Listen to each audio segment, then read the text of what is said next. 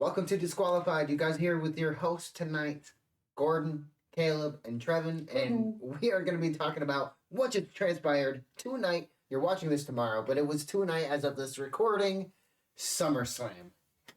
So, how was the show, guys? What we feeling? I give it a C. Like, the hype into it was high, kind of mid. Mm-hmm. I was kind of disappointed in some of the match qualities. The stories in the matches that were good were amazing. Monday, Soap opera-like. Yes. Monday is gonna be amazing.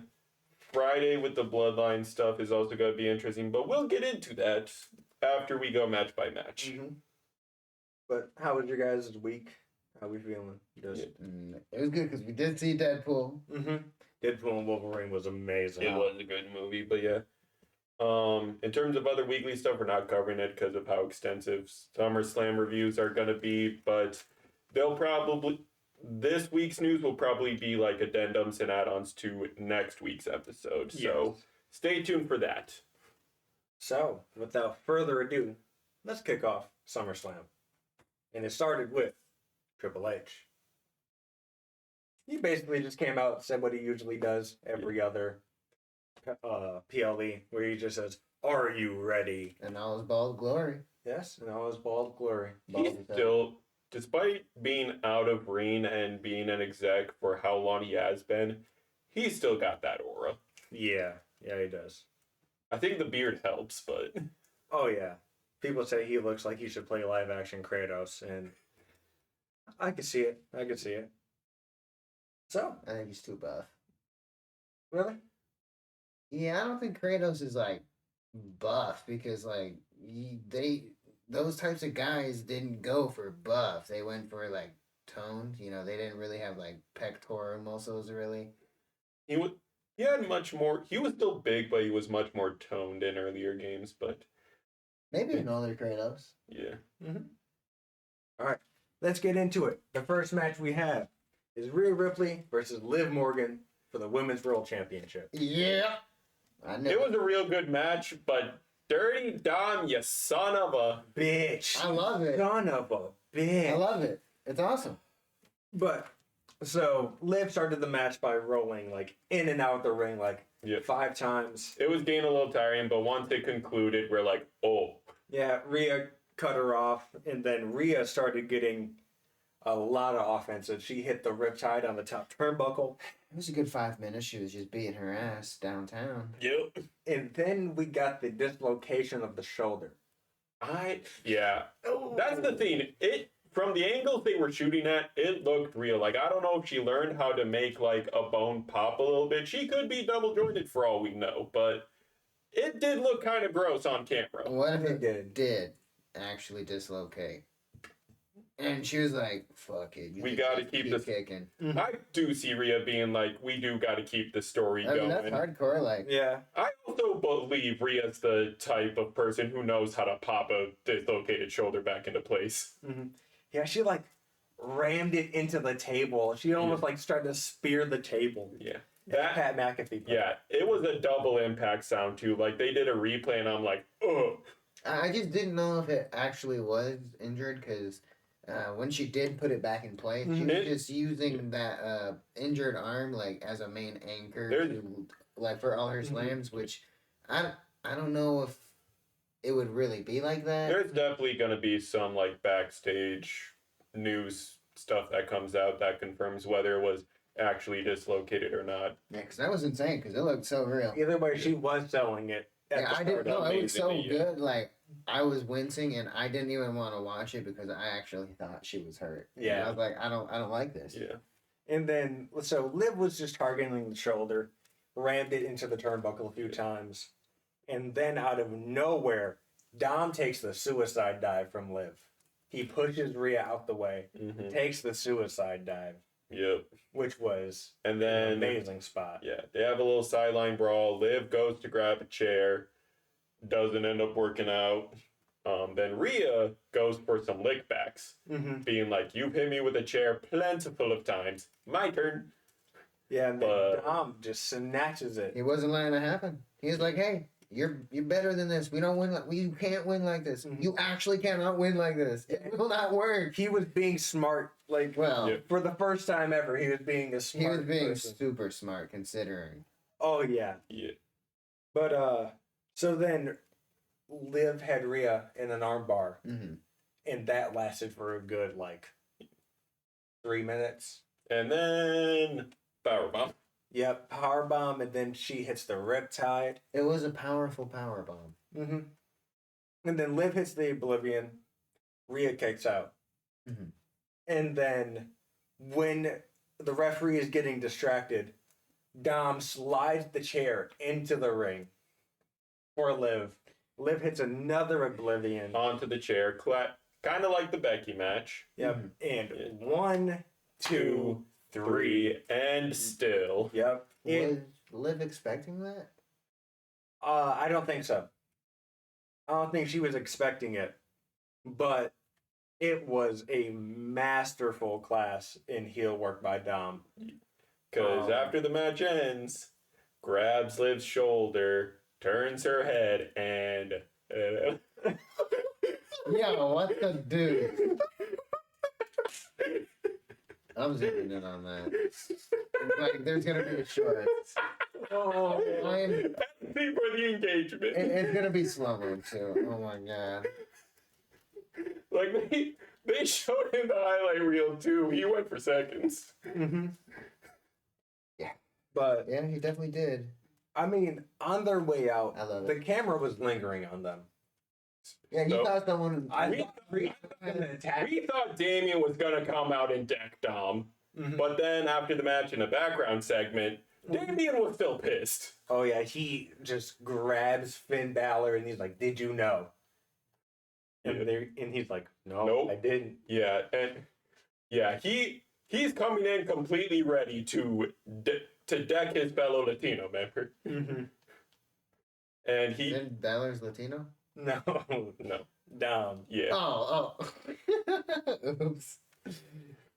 Yeah, I was gonna say he sounds mighty Irish or something. But Finn's like, us three will go look for Dom. You focus on your match coming up later.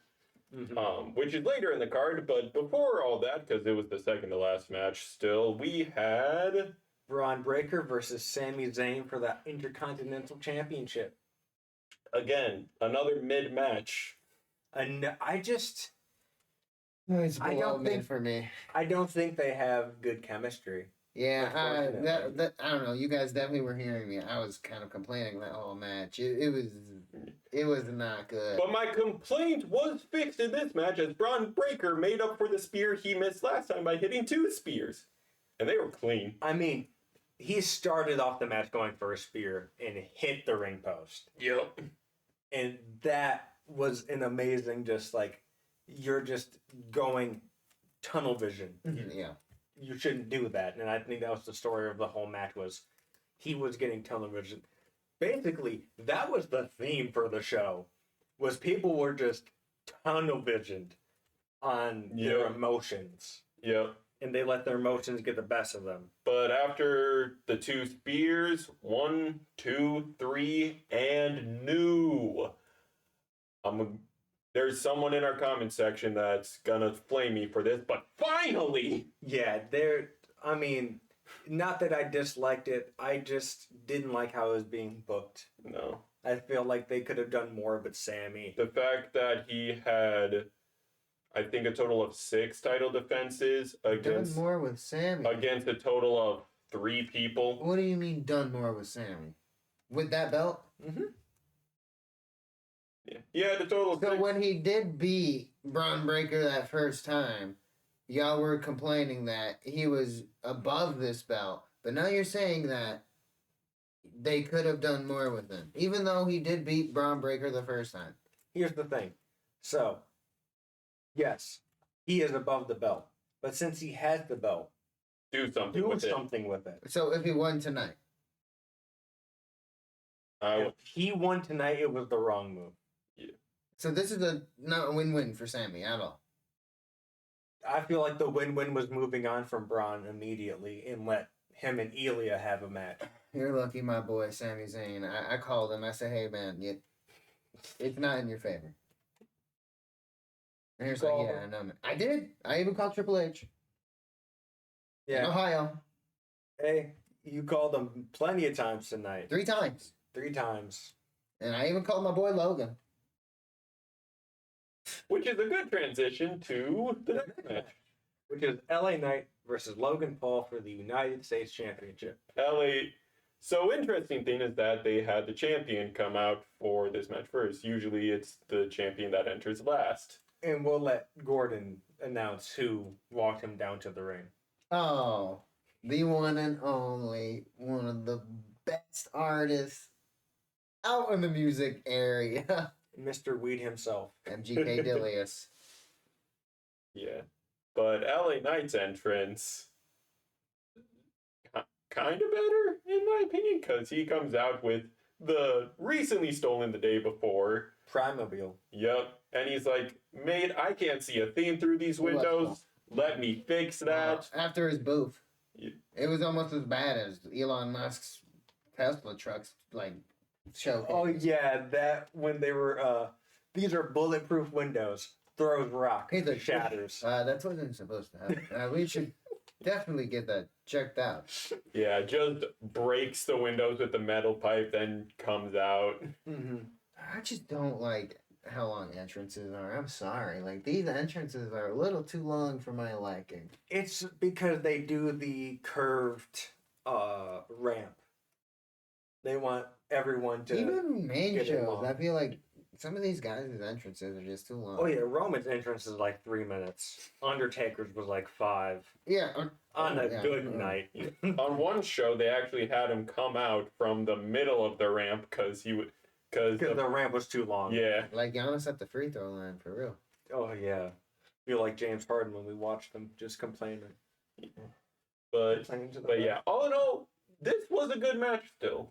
Yes. Yeah. It was a pretty good match. Yeah, like both were throwing haymakers. Both were like shooting their shots. A couple good moments on the outside of the ring with LA Knight throwing Logan into his own product placement. Yep, into the prime hydration station. That got destroyed again.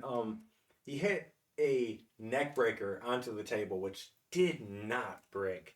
That had to hurt. Yeah, my boy Logan did say it hurt.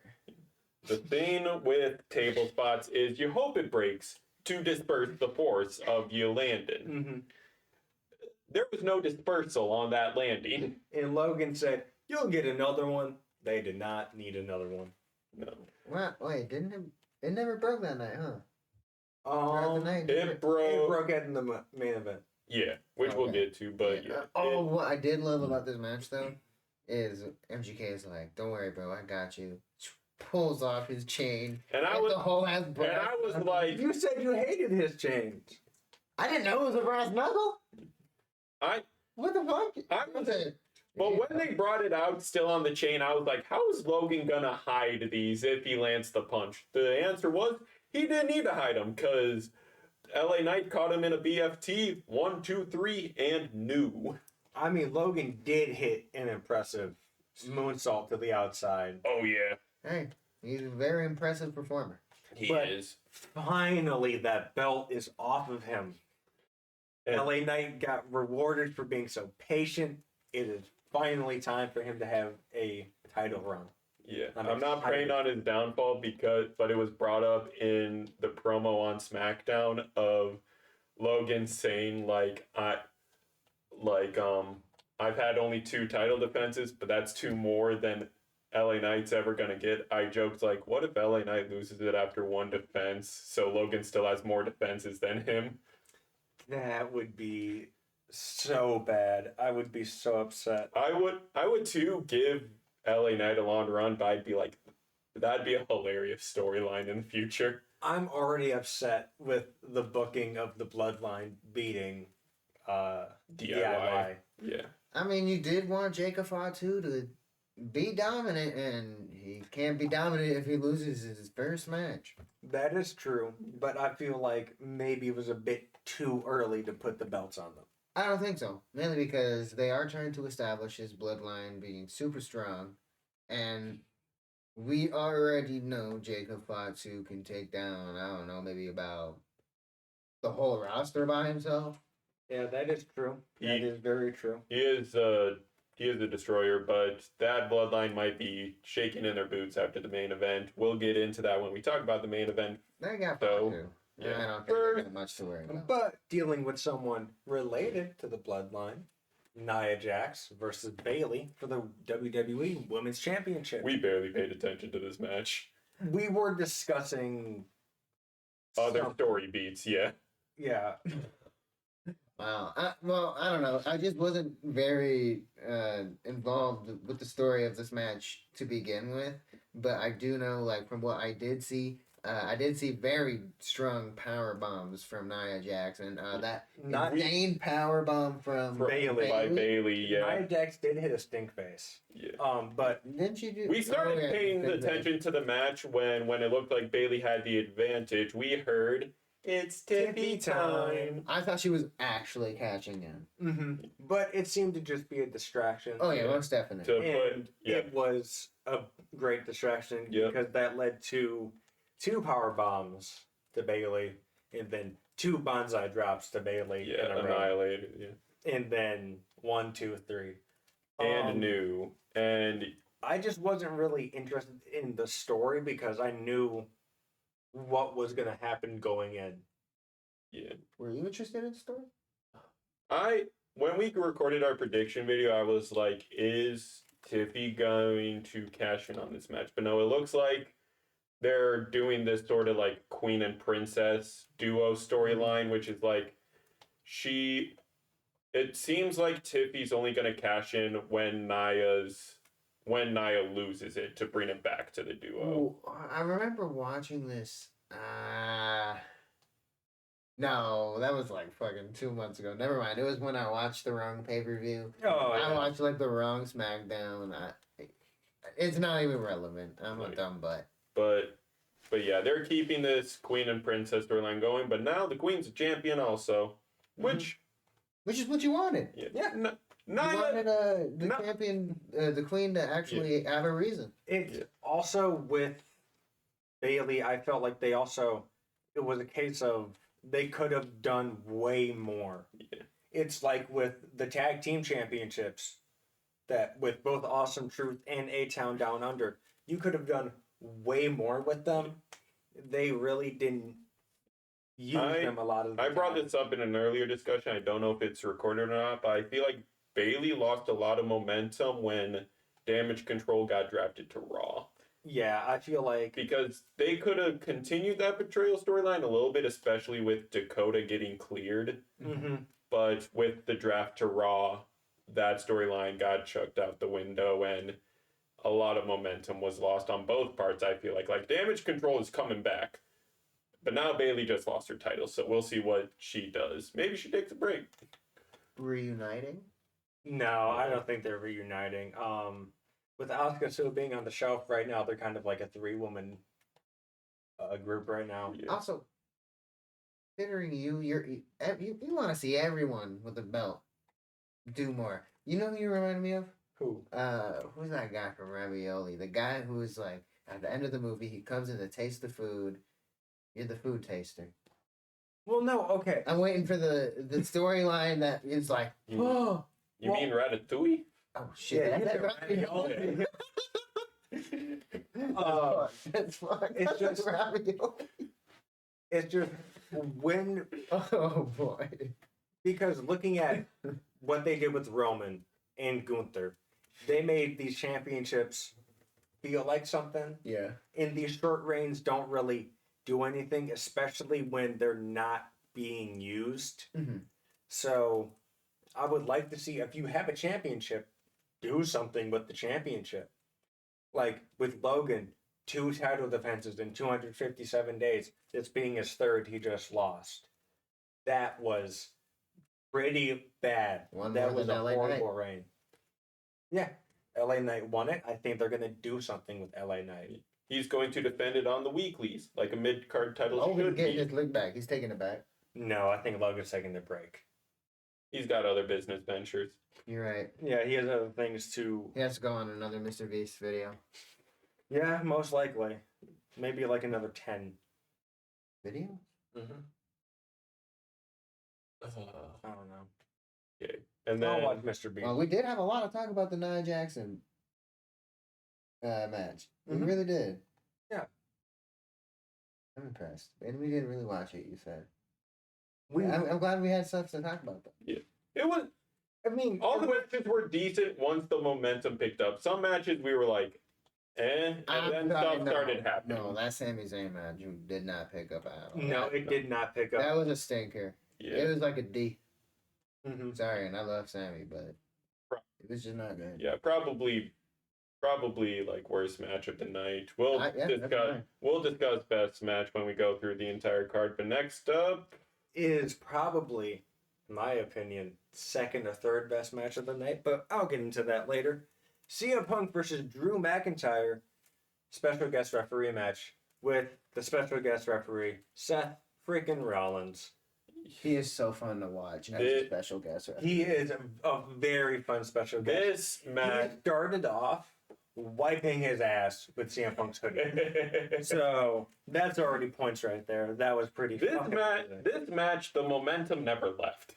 No, as soon as it started, it just kept going. Mm-hmm. This is a very dramatic match. Like they had their own belt they were fighting for within the bracelet. Like they made the bracelet like a really big part of the match, and it was like a championship belt within itself because that's like CM Punk's love, right? Yeah. But so it started off with Drew getting his head repeatedly smashed into the steps, and that was pretty funny because Seth was just leaning up on the ropes, just kind of like what's going on. Kind of like what Drew and Punk did when this rivalry was first flourishing. Mm-hmm.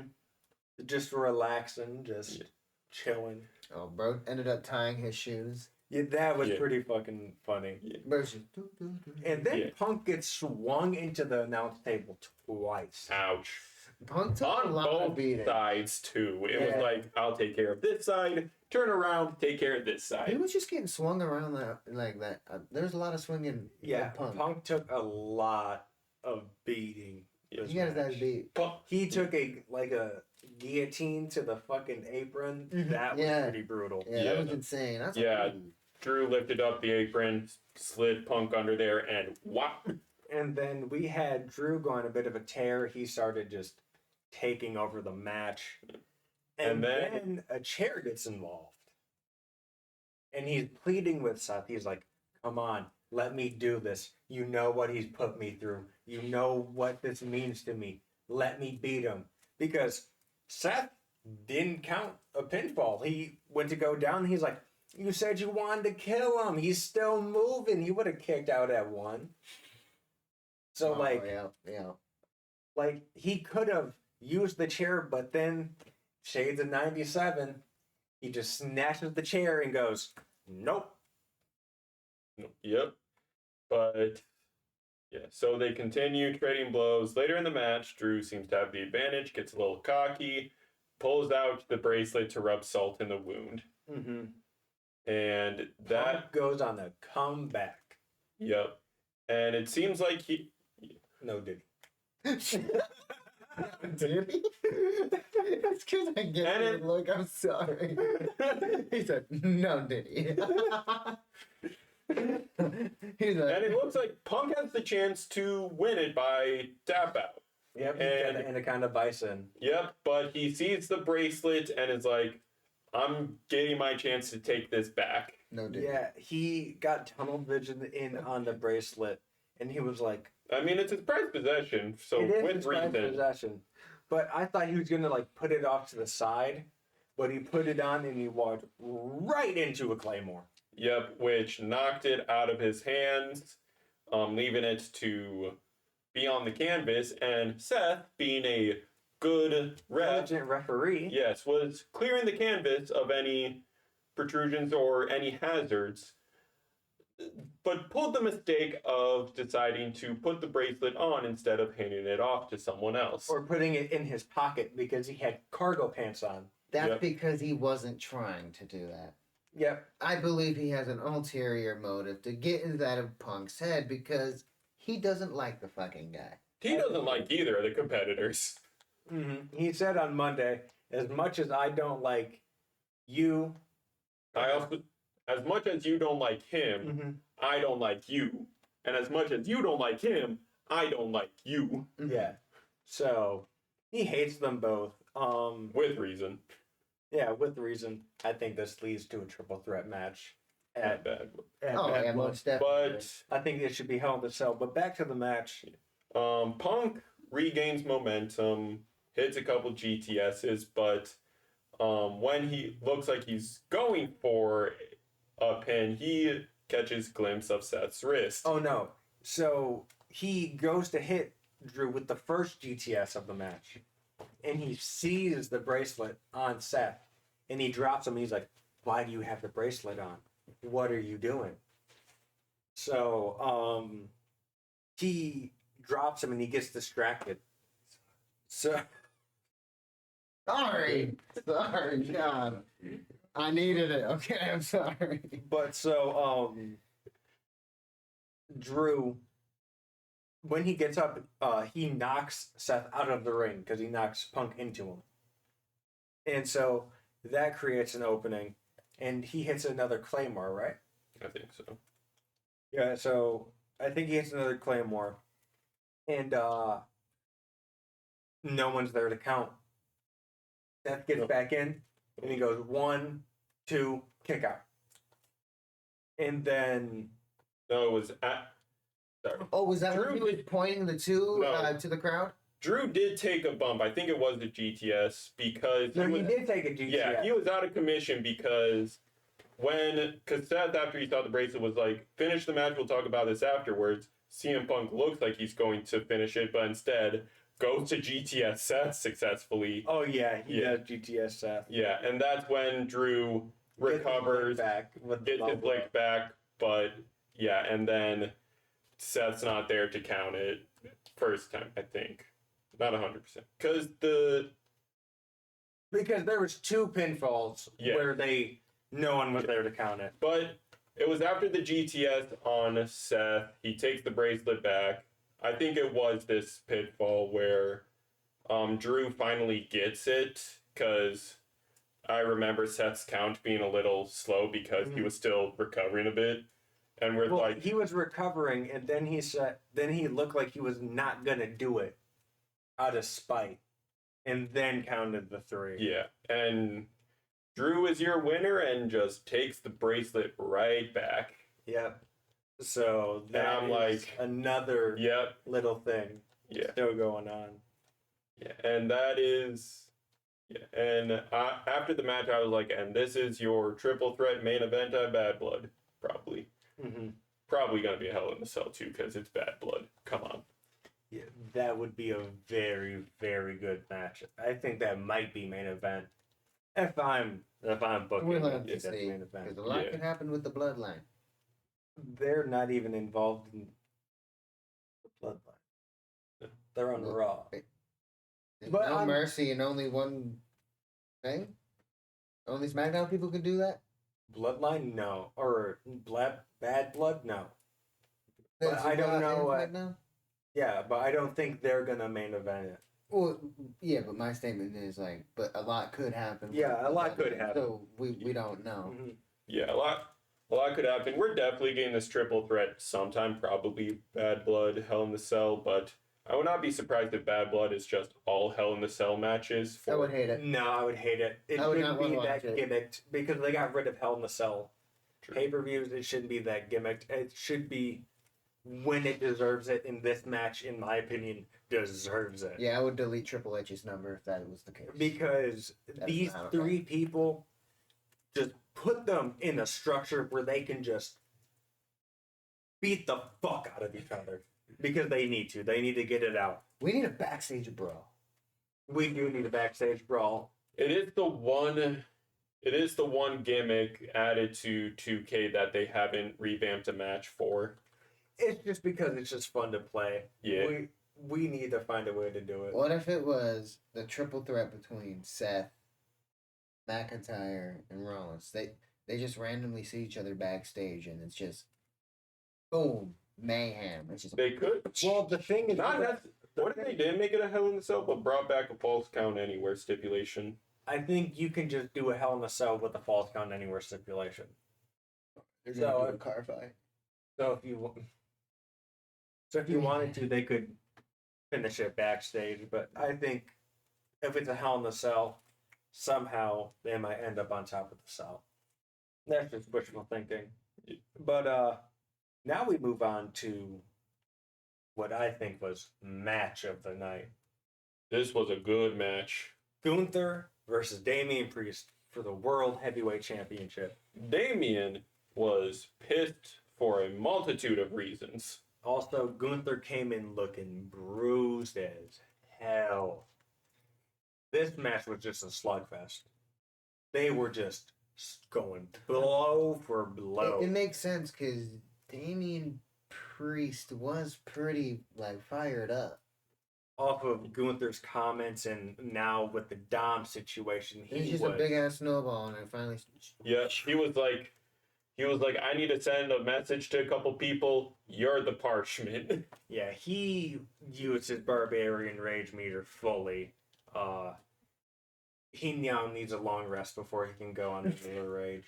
Yeah, but Damian also drawing blood too. I was surprised with that. Yeah, he chopped him and he drew blood on Gunther's Well, chest. is that because it's just the friction of him getting slapped, or did he get nicked by a nail? How does that exactly happen? I think it was just the friction. I think it was that, and his chest is probably just so bruised still. Gunther, let me find out you were cut in your chest. Mm. You don't do that unethical shit. Yeah, no, this match definitely. The momentum never ended with this match either. Mm-hmm. Yeah, it was solid. They were slugging each other. What the heck?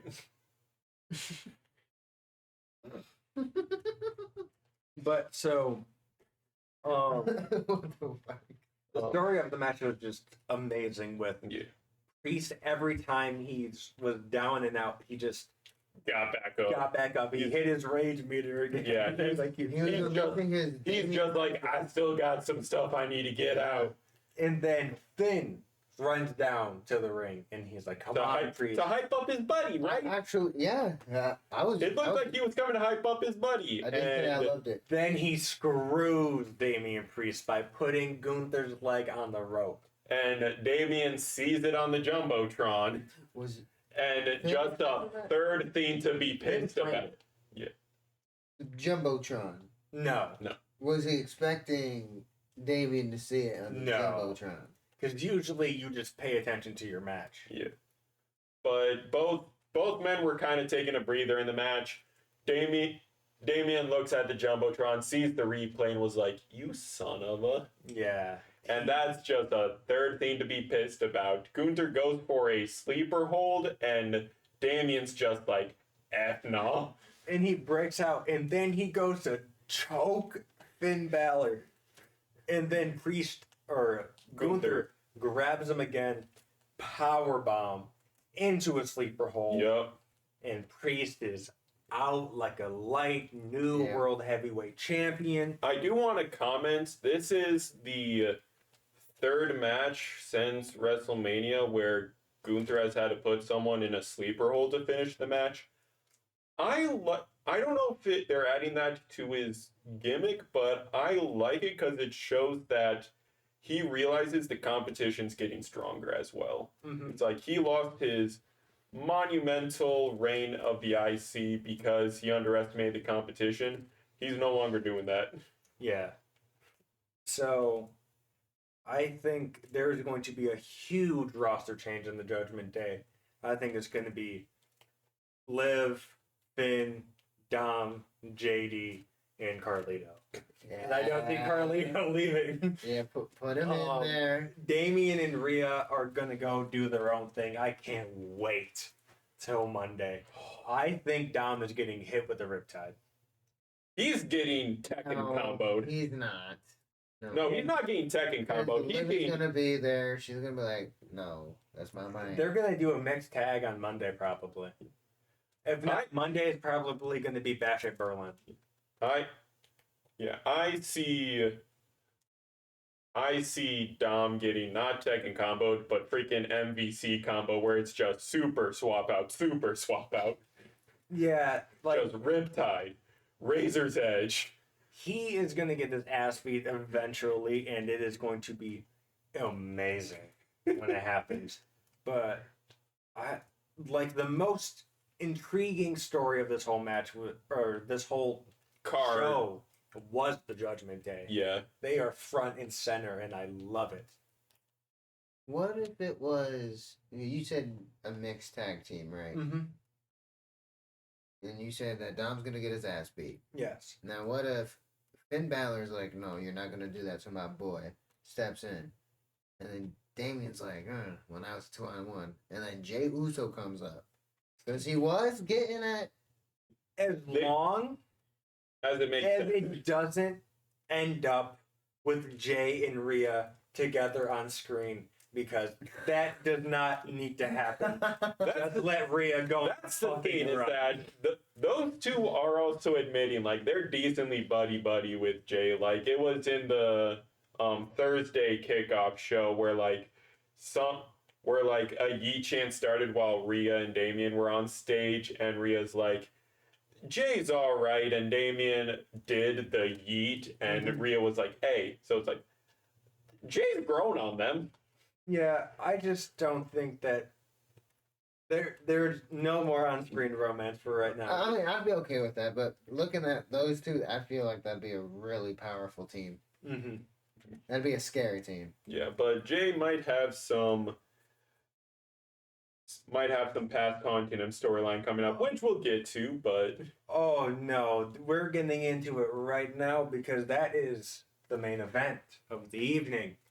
Solo Sikoa versus Cody Rhodes. Bloodline rules Yes, which for the Universal Where Championship. the fuck was the WWE tables? Championship. Where the tables be? Yeah, this was a Very tame. Before we even get into what happened in the match, this match was very disappointing. Yeah, it was very, It had its spots. yes, but it was very tame for it being Bloodline rules, because you go back to Tribal Combat and Bloodline rules at last year's SummerSlam and this past WrestleMania. Weapons were brought out the wazoo. Mm-hmm. The most we saw in this match was Cody taking the chair or the steps. Mm-hmm. But I feel like they always use the steps. Yeah. Yeah, that's something that's always. Yeah. Bloodline rules was, I feel like it was literally just the excuse for all the interference and returns. But before we get into the action, we see Cody walking with Pharaoh on his last ride on the road. Yeah, Pharaoh's 13. He's staying home. No more What a puppy. cute ass dog. But It was cute. Cody runs into Hall of Famer Arn Anderson. Arn Anderson gives him a speech saying, "You have friends in high places. Just know that." And so that lets us know there's going to be some surprises that happens. Of course. And then, as you noticed, Cody put on his helmet, which I dubbed his war helmet, and made his entrance. Pretty decent entrance. Pretty standard. But then, the first match I had, like the first note I have for like action wise, is the Prime Hydration Station gets destroyed again. So Seems I like a love it. recurring theme. Cody. yes, Yeah, Cody. Cody's always there to get beat up. It's Yeah. always there. It's a to get- nice thing. Yeah, You know, Cody dominated most of the match. Solo had a couple good spots, had a couple good lick backs, but Cody was kicking his butt. Gorillas of Destiny jumped Cody Rhodes, and I thought this was a wasted opportunity. Granted, Kevin Owens and Randy Orton returned, so I'm not arguing. They survived. But you wasted the opportunity to have Gargano on SummerSlam because they have In his history with the Bloodline right now. Because they just lost the championships, which Yeah. I'm upset about. But they could have had that opportunity to run in there. Because we were discussing it before, while Cody was making his entrance. But Kevin Owens comes out. He starts whipping ass. Yeah. Numbers advantage, gets some. Then we see Randy Orton come out. And then those four disappear into the crowd. Yep. They go into the back. Yep. Cody regains momentum, and there's one more of this Bloodline 2.0 that we've been missing. Where is that werewolf? Wait, but before that, Solo hit a impressive spear. He did. When Cody had the stairs above his head. And it looked like the stairs were going to bounce off the ropes and land on them. Yeah. That was It was a good spear. We were discussing it while watching the show because there were a lot of spears getting chucked around because of the people involved in this card. It's not. Spears are kind of easy to sell once you know what you're looking for, both by the spear and the spear E. Yeah. But it's like that was a good spot. That was an amazing spear, especially with the stairs bouncing off. That looked really fucking cool. Yeah. I mean, it would have sucked if it would have hit them. But it also, I think, kind of would have added to the match if it would have bounced off and hit them. Someone in because it was like, yeah. you picked your poison and now you're getting. Someone in 2K24 see if the frame rates work for that, because the spear is one of my finishers for my character. I want to know if the frame rates work like in this match. He wants to hit a spear on me. Yeah. But now, as you were saying, the Samoan werewolf comes in, Jacob Fatu, and he werewolf. Oh, sorry. And he goes to town as always. Mm-hmm. Have this man in a solo match just so he can show off. Because seriously, he can show off. Well, unfortunately, we'll get into that, but why he might not have one. But Fatu hits like a whisper in the wind type move. Yep. It's That the was best dope. way I Kind can of like describe it. a half moonsault that usually does, but It was amazing. Yeah. He is just a beast. he is phenomenal. He is like a freak in the ring. He is powerful. He is quick as hell. He can fly. He can He do has it all. no cells. Mm-hmm. They were worried about him outoring Solo. It happened. Yes. It happened. From the moment he showed up, he's outored Solo. And then he hit his jumping moonsault where he went 1 rope, 2 rope, 3 rope, whee! And then Fatu and Cody start brawling on the outside. He puts Cody on the table. Before we get into that, I will always comment on this. This man's super kicks are insane. Like, as a martial artist, I get it's basically just a basic side kick, but made every time I see Jacob Fatu do a super kick, there is some force that gets transcended through the screen, and I'm like, oh. Oh, and Corey Graves just ran off. He was like, I'm going to see, like you said. How long did this wire go? Yeah, because he was like, I'm getting out of there. I don't want any of this business. I've seen what they can do. He puts Cody on the table, and then he puts him through the table, and it looks like he injured himself in the process. It from what I saw, it looked like he might have pivoted a little funky to take the force. Mm-hmm. But oddly enough, he landed using his left side from some. We ran it back a couple times to look at the footage. He landed on his left side, but was clutching his right leg. So I'm like, could have been a pivot, could have been the force distribution being funky. We don't know, because I didn't see any of these legs actually hit the table. I mean, I don't know. I mean, if it was fake and more like acting hurt, that scream he was letting out was pretty guttural. scary, Yeah, he was yelling at Solo to finish it. Like I was theorizing, I think more was supposed to happen in the match. And he actually did get hurt? Yeah, I think he actually got hurt because he was not even seen on screen for the rest of the night. Yeah. They did not show him once. Yeah, but it's funny. Our little tech guy behind the camera, Zach, was watching it with us, and he called it like, this is where Roman returns. And we're like, no. Out of nowhere. He was like, this is where he comes back. And I was like, no. No, there's got to be more that happens. But all of a sudden, we hear, doom, doom. Do you have any words about that?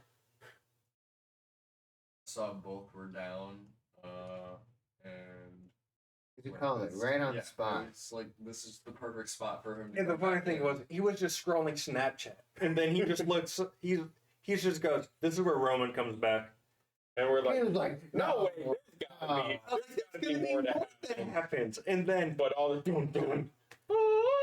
I didn't even know who that was. I was like, is that Roman? Because we saw because they were trying to hide the head of table graphic a little bit, but we could still see head of the table, and it's just like he took his time coming out though. But May, when he came out with new merch, OTC, original tribal chief, looks pretty dope. Wait, did you just say Odis? OTC. Oh, I thought you were talking about. Oh, we'll get into that. We'll give you a platform to talk about that. I like that. But May, when he finally walked out onto the ramp, Solo again got out aura'd. Throw up your ones, Trevin. The tribal chief is back. Yep. And he just looked at both of them, just casually steps into the ring, and Solo, I don't know what Solo was planning on doing, but like Roman casually walked in, picks up momentum, bop! Well, Solo was planning on getting speared. That's what he was planning on, you know. Yeah, and then Superman punch and spear, and then as you were saying, he is going to eye Roman down. Cody and Roman did not break eye contact after Solo was down, even after the 1, 2, 3. Mm-hmm. And he was surprised. He's like, more's not going to happen. He's not going to go after Cody. And I was like, no. That he's family business now. I thought that like when they were doing the stare down, Cody was gonna like come down in the ring with his belt and like not get super close, but like be up more on Roman's level and like have like a face off. Like Roman can have his chance to just like look at the crowd, leave, and then Cody's like. I feel like celebrating. Yeah, I feel like Roman was looking at Cody to make sure he finished the job officially. Cody was looking at Roman to be like, "We good?" Mm-hmm. Yeah. I feel like more could have been done with the match. Maybe they ran out of time, so maybe they just wanted to hurry up and wrap it up. But Roman coming back was one of the most predictable things. Was still a dope thing because of how quick he just bop, Superman punch, spear. And like I said, kind of a disappointing match. But that was the card. So couple other things. Miz and R-Truth, hilarious hosts. Oh yeah. Who did they get interrupted by? A-Town Down Under. It was brought to my attention that I added a from. To be honest, I don't care. I don't like this tag team. I'll call them Frank for all I care. So, Awesome Truth got interrupted by Frank. Frank entered the ring and started just talking. They're like, you can't have the hottest party of the summer without Frank. And then Frank's a middle-aged dude. Frank's like, hey guys, you can't have a party without me. I got the 6-pack. And so they start insulting R-Truth, saying that, hey, the only person whose music is worse than you is Jelly Roll. MGK's, yours ain't that good either. Oh yeah, and that's when I stood up. I was like, "That's my boy. Don't talk to my boy like that." Yeah, he's but from Cleveland. R-Truth being R-Truth confused them with someone else. He said, "We're in Cleveland, right? This is the Rock and Roll Hall of Fame. This is the Rock and Roll Express. Ricky Morton, and I'm forgetting the other name." Yeah. But they go to correct him, and he's like, "Wait, if this is Austin Theory and Grayson Waller, then who that?" And Jelly Roll enters the ring, hits one of the members of Frank with a chair. He hit both of them. Did he hit both of them with the chair? Yeah. So he hit both of them with the chair. First, Awesome Truth delivered a couple front kicks to get him in position, and then a 15 knuckle shuffle. Which was awesome. Yeah. That was a very cool spot. I was surprised to see like Jelly Roll go. And I was like, 5 knuckle shuffle? And the other two guys, freaking R-Truth, Miz, they all walk up. Well, you got to All remember. looking one way. I was like, that is a hard picture. You got to remember that John Cena is R-Truth's childhood hero, so Yep. he honored him in every way he could. But yeah, it's funny seeing Frank as Wait. calling him this episode. R-Truth? Still, Wait, John Cena was R-Truth, John? Wait, what? It's the joke. it's the joke. Oh, okay. Because Because R-Truth is old as a bitch, Yeah, bro. R-Truth is older than Cena, but Cena's his childhood hero. Yeah, but- that's how impactful he is. Yeah. Even Frank likes him. Yeah. John Cena, let me get an autograph. Yeah, but it's funny seeing that they stick being the PLE punching bags. Gordon's favorite segment of the night was It's Otis. Dude. It started with Baron Corbin and Let's let Gordon Yeah. describe Okay. his masterpiece. Okay, all I know is that if you know what Manscaped is, I've never used them. I've never used them. I promise. Zach's just like, please. I don't know if that's bad or not, but Do you want us to save you? Manscaped. Anyways, so we got Baron Corbin, right? Yeah, and Apollo Crews. Crews.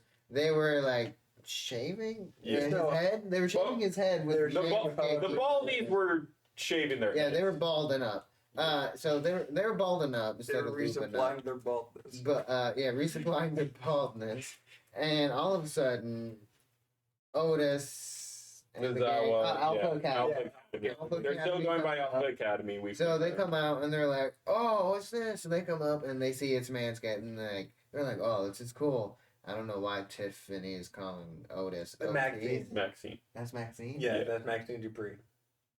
I just see blonde women. Bye Are bye. you face blind? I just haven't really seen Noticed. much of Alpha Academy until recently. I didn't even know they were a thing till like a week ago, 2 weeks ago. So, but yeah, and I just figured out Tiffany Stratton, Money in the Bank. But wow. Anyway, You were there for Money in the Bank. yeah, I know that was my first time seeing her. But anyways, my favorite part is when OT started, taking his anglets down. Just seeing Lee. He's like, you doing it all seductive, like, and everybody's like, hey, yo, whoa, and he's like, zoom. I'm not gonna lie, it was. That sounds zesty. It was I'm weird. gonna stop. Oh, no, say it. It was a nice picture. Otis got down on his stomach. I don't know why. And he said, oh, yeah. It was just so funny. I thought it was just so awkward and goofy. Hey, We were gonna skip it because we were watching a couple minutes later, I not needed live. to see it. But yeah, Gordon was the one who was like, whoa, I what said, the heck? I was watching that. I needed to see it. I really did. I needed to know what happened. Yeah. But also going into our predictions, We were not tied. We were tied at 5 out of 7. And I got 7 out of 7. Like you guys already know, They'll go back and learn you got 3 out I of had 7. Triple H on the wire. Yeah, sure. I The also- ones I got wrong, I'm surprised by, but I'm not disappointed by, because the 2 I got wrong were Damian losing and Punk losing. But I'm not disappointed with the endings, because the reason I said those was because of story reasons, but they found a way, because they are paid much more than I am to just predict. They found a way to keep the momentum I was talking about going, which good on them. Both were amazing. My 2 matches I failed to predict were Rhea and Liv and Punk and McIntyre. I picked Rhea just because you're a fan. I'm a fan. I I did the same thing that he did with his Sammy pick, was like, I'm a fan of Sammy, so I'm going to pick Sammy. Well, I thought she was gonna win at the end. I thought that she was going to win at certain points, but in the end, I knew that Liv was going to win because I knew Dom was going to turn on her. I just didn't know how it was going to happen. because for a second I thought it was going to be Finn and Liv working together, being the on-screen couple, but now it's Dom and Liv. So, I mean, like I said, Dom's that piece, you know. Yep, Dom is that piece. Uh, Don't know what he's doing, but He's doing and Praise then, him. yeah, Liv. we both got Drew and Punk Run for the same reason. We I thought, thought that McIntyre was just gonna tunnel vision in and screw himself, but he didn't. but turns out everyone was screwing each other. I was right. Mm-hmm. And then I got basically everything else wrong. It's okay. But I mean, overall, They're just haters. it was kind of a mid pay-per-view. I think match of the night was Priest and Gunther. I was so happy to see that title on Gunther. I don't know what they're gonna do with him. I don't know who his first opponent's gonna be. That is an interesting thing because his first defense will probably be Bash at Berlin. Will it be Finn because he was staring Finn down? I could see that. Well, it is funny that you say that. Brevin, Yo, I actually was on the phone with Triple H, and I got you to get booked in a match against Gunther. Match at Berlin. Yeah. At Match at Berlin, playa. Okay, Teddy Long. I want you to. This is a note to Gordon when he edits this. I want you to zoom in on my face. I want you to zoom in right here. Me staring dead at this camera. So I can just tell you what the actual Fuck. What is wrong with you? That was perfect. You couldn't go with the bit. Well, I mean, hey, if that does happen, we know that Zach and Trevin just need to do that chopping video eventually. So we have a whole list of video ideas we are coming up with. Let it put some ideas yourself down in the comments. We want to listen to some fans because we're a growing fan base. We actually discovered that one of our videos is actually near the top when you search a certain topic up. yeah, Wyatt 6, one of our things popped up. It was like one of the first things. Maybe that's just because algorithm. Yeah. I don't know. But it's pretty cool. But either way, the fact that it got up there, we want to thank you all for that. But we're also working on gaming content. But that was the show. I mean, Yeah. What are your thoughts on it? Yeah. See. The good moments. C plus. Yeah, I can agree with that. Yeah, the good moments were phenomenal. Like we mentioned, the Rhea Liv match. It just some of these matches did not have the momentum others did.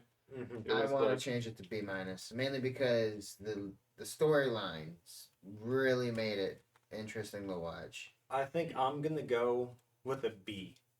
Because, like you said, the story beats that hit. Hit. They did. carried the show.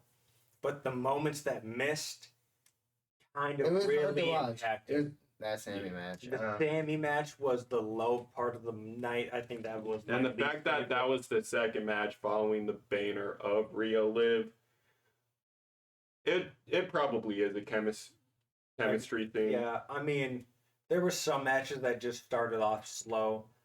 For example, the Bloodline Rules match, I took a bathroom break in the middle Because of the nothing match, was happening. and I said, "Yo, tell me if something happens." Yeah. Like, And nothing did. Do you were- want to know what did happen? what? Exactly. So, like, there were some lowlights, but the highlights, like I said, Gunther bleeding was a huge visual. It was a great one. Yeah. It went literally down his whole torso. Again, I brought this up on an earlier episode, but SummerSlam is the end of what I'm calling PLE fatigue, which happened post-Mania, where it's like we had like 4 pay-per-views in 2 months. Mm-hmm. So it's like we're finally slowing down back to we're almost at a pay-per-view every other month. Mm-hmm. But I think it's for the rest of the year, I think it's sticking with 1 a month, but still, that's a lot slower than what we've had. Well, currently, Bash at Berlin is August 31st. So And that'll then be our Bad next Blood. big. Bad Blood's October. Mm-hmm. And then it's confirmed that Survivor Series War Games is late November. Yeah, because that's always November. Yeah, so we are slowing down. And then there will be no pay-per-view in December. Yeah. So that'll be a great break. We are slowing down, which means they're going to go back to long-term storytelling, which with how stacked the main roster is and with how big NXT is getting with the whole TNA collab and just the amount of talent that's on there, we do need to slow it down a bit. Yeah, we need some longer stories. I mean, with NXT going to the CW on October 1st, they said they want to have a all-out show to like showcase what they can do with the brand and the talent. So they need to focus on that. I think when it comes to the World Championship, it's going to be hard to find someone to really go after him in 3 weeks. I don't really think you're going to build a good story unless it's, I guess, Dominic, because he was poking the bear saying, I got this watch from the streets, and he flipped him off with an emoji. There was the stare off with Finn Balor, so it could go there. The IC, that's going to be Ilya Dragunov. With the US, don't know who his first opponent's going to be. I could see Andrade. I could see Carmelo. That would be interesting. We still need the tag titles to finally get on a PLE. And with Jacob Fatu injured, I don't know if they're going to freebird because storyline-wise, Tonga Loa is still injured. Yep. With the eye. So. And it might be beneath Solo to get that freebirded onto him. Mm-hmm. But... And the Judgment Day haven't done anything with the tag team titles. I think it's been a theme of me saying, with these titles, do something with them. Because now it just seems like they're props and not things that people are fighting for. They give factions something to do. That's about it right now. Do something with them. But, yeah, that was the show. Those were our thoughts. Yeah. So if you guys did enjoy. Highs and lows, yeah. All right, yeah. So you want to go highs and lows? Or I was just saying there was highs and lows, but... Okay. What was your favorite match of the night? Mine, I was debating like between Gunther and Damian, like you, or the special guest ref match, because both matches, I'm glad they were on the latter half because they had so much momentum. Mm-hmm. Like they helped get me rehyped for the show, being like, all right, Bloodline Rules match, main event kind of brought it back down, but it is between those two. I'm leaning more towards the special guest ref match because they were just going at each other, and as someone who's a fan of combat sports, I just like seeing haymaker after haymaker. Mm-hmm. And you? Match of the night? Probably the Liv.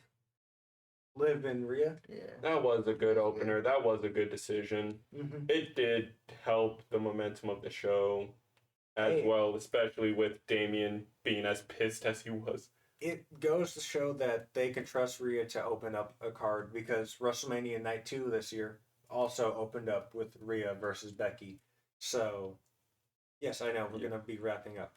But, yeah, it goes to show that they can trust her to open up a show. And it really, if that second match wasn't so bad, it could have carried the momentum. Yeah. And then the momentum could have, flowed a little better. Yeah. Because there were highs and lows. Yeah, that's something I've noticed a little bit recently even with Money in the Bank a little bit. The tempo and match momentum is weird. Like, in Money in the Bank again, the Sami Zayn match it brought me down so much because of how it ended, and I was like, huh? Like, it was still a good match. Like, the Frankensteiner spot was awesome. Just the match as a whole, decently paced. Decent haymakers getting chucked around. The ending sucked. and that sort of ruined my mood for the rest. But they picked it back up, but it's like follow.